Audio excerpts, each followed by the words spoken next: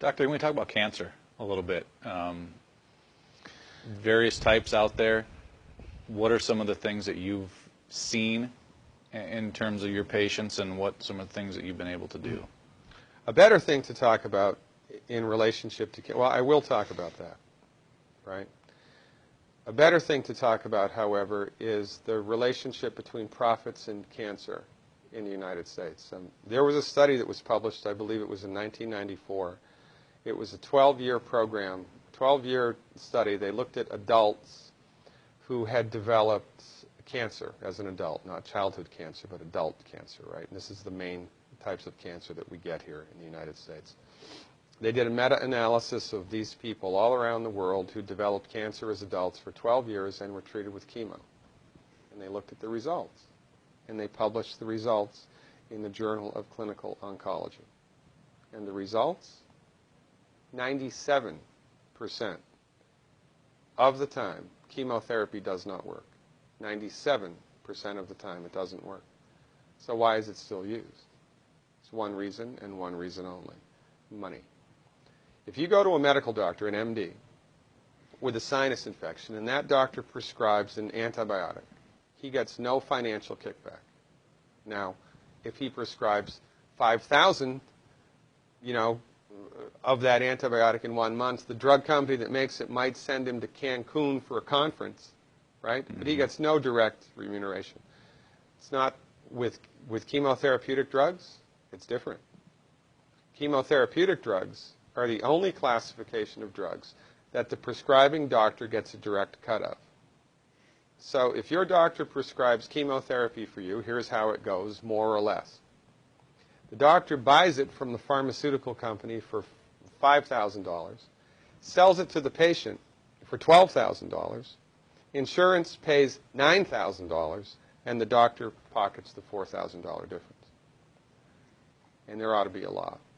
The only reason chemotherapy is used is because doctors make money from it. Period. It doesn't work 97% of the time.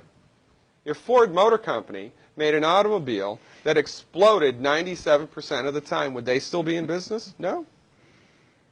This is the tip of the iceberg of the control that the pharmaceutical industry has on us. Most people have no idea of this at all. Now, I wrote a book. It's called The MD Emperor Has No Clothes, right?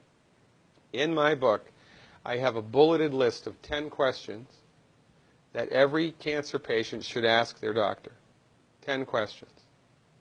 I've had patients kicked out, literally, kicked out of the oncologist's office because the doctor was PO'd that the patient was asking him these questions. And these are just common sense questions.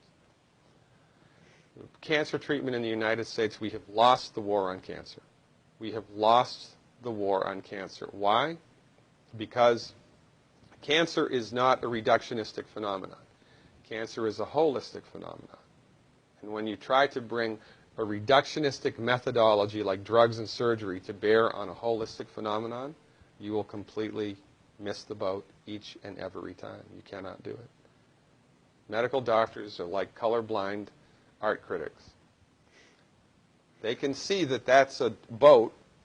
They can see the black and white outline, but they're completely blind to all of the colors and textures that make up the substance of the thing. It's no difference with cancer. The reason that people get cancer in the United States and the reason that we have completely lousy outcomes is because medical doctors are driving the research bus. When women get together and do a 5K run for breast cancer, all of that money, do you think any of that money goes to nutritional research? Do you think any of that money goes to homeopathic research or acupuncture or traditional Chinese medicine or naturopathic research? No.